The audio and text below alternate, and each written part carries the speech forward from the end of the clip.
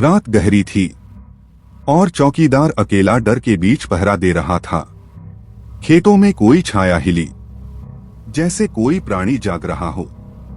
धुंध छटी और विशालकाय डायनासोर सामने खड़ा हो गया। चौकीदार लड़खड़ाया और चिल्लाया, गांव वालों भागो, डायनासोर आ गया।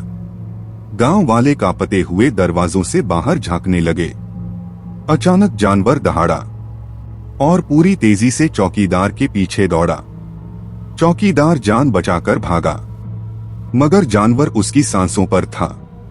एक झटके में डायनासोर ने उसे पकड़कर फाड़ डाला। गांव की गलियां चिल्लियों से भर गईं। लोग बेबस होकर भाग रहे थे। डायनासोर ने भागते लोगों को एक एक करके चीर डाला। वह इंसानों को जंगली दरिंदगी से खा रहा था। खून बह रहा था।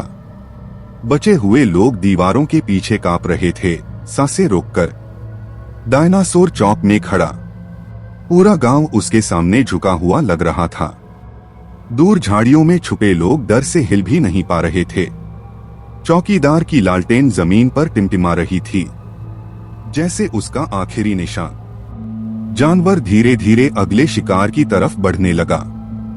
गांव उजड़ चुका था।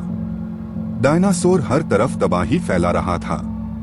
चांदनी में उसका साया अब भी हिल रहा था। डर खत्म नहीं हुआ था।